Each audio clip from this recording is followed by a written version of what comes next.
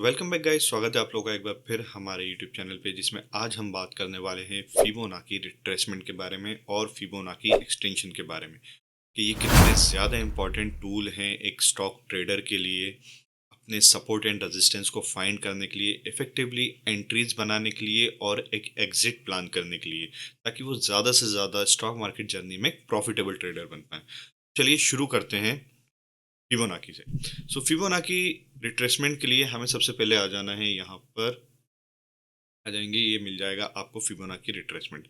अब हमने इसको क्लिक कर दिया। अच्छा, फिबोनाची रिट्रेसमेंट के लिए आपको चाहिए मिनिमम दो पॉइंट्स। दो कौन से पॉइंट? स्विंग हाई और स्विंग लो। फॉर एग्जांपल के तौर पे मैंने यहाँ पर स्विंग हाई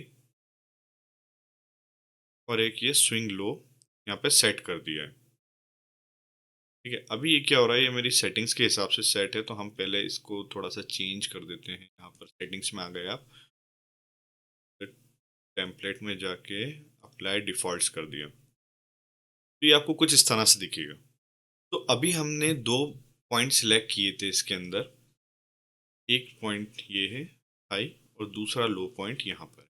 ठीक है, तो कुछ इस तरह से जो है आपको वो दिखेगा। और यहाँ पे कुछ वैल्यूज जो हैं हमें शो हो रही हैं, ये बहुत ज़्यादा इंपॉर्टेंट हैं। ठीक है, ये हमें बताती हैं कि मार्केट कहाँ पर सपोर्ट या रेजिस्टेंस जो है वो ले सकता है जब भी हम फिबोनाची को अप्लाई करते हैं मार्केट के ऊपर। अब आ जाते हैं 0.618 एंड 0.5 वाली वैल्यू पर। तो ये जो दो वैल्यूज हैं, ये फिबोनाची में कहलाते हैं आपके गोल्डन रेशियो।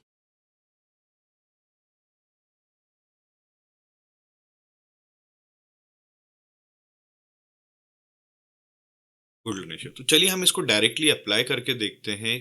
अभी हम आ गए हैं निफ्टी के चार्ट के ऊपर, और यहाँ पर हम एक swing low and swing high को मार्क करके देखते हैं कि अगला सपोर्ट हमें कहाँ पर मिल सकता है। तो मैंने फिबोनाची ले लिया है एंड पहला स्विंग लो यहाँ पर हो गया।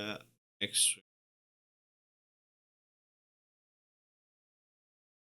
ये जगह पर हमने मार्क कर, थोड़ा सा ऊपर ले लेते हैं, तो ये फिबोनाची अप्लाई हो गया। अब आप देखो यहाँ पर क्या हो रहा है।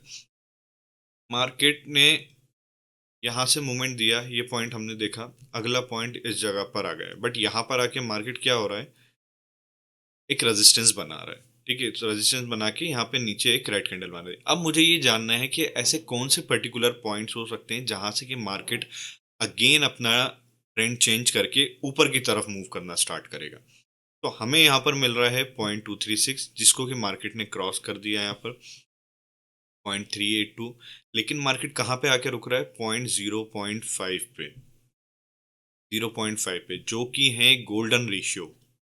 गोल्डन रेशियो 0.5 एंड 0.618 एग्जैक्टली वहीं पर आया, एंड देन अगेन वहां से ऊपर की तरफ मूवमेंट दिया मार्केट ने।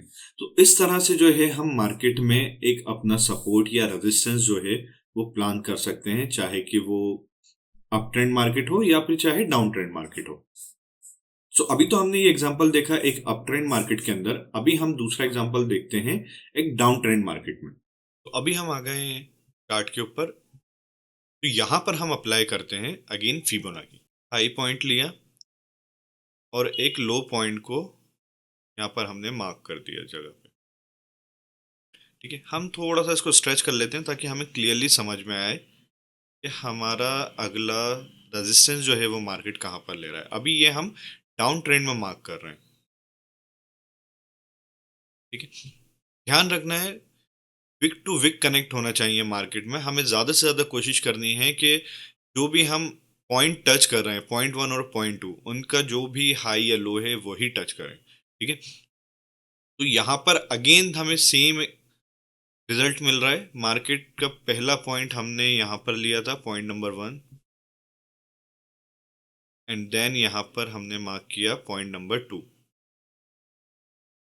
ठीक है, मार्केट ने यहाँ से रिवर्स लिया। अब मुझे ये जानना है कि क्या ये मार्केट यहाँ से पूरी तरह से ऊपर जा सकता है, और अगर जा रहा है तो कहाँ तक जा सकता है। तो ये देखो अगेन अपने गोल्डन रेशियो पे आकर रुका मार्केट 0.5 वाली वैल्यू पे, और फिर वहां से डायरेक्ट अपना दोबारा से डाउन साइड का ट्रेंड जो है मार्केट ने कंटिन्यू किया।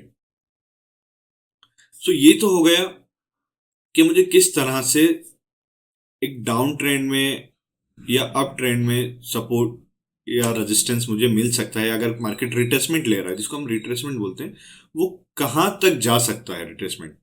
ठीक है, लेकिन अभी सिचुएशन ऐसी है कुछ कि मार्केट तो अप ट्रेंड में है और उसने थोड़ा सा रिट्रेसमेंट लिया। अब मुझे ये जानना है कि अगर ये इस पर्टिकुलर रिट्रेसमेंट से रिवर्स होता है, अगेन अपने ट्रेंड को कंटिन्यू करता है, तो ऐसे कौन से लेवल्स हैं जहां तक जाके वो मुझे टारगेट मिल सकता है अपने ट्रेड का।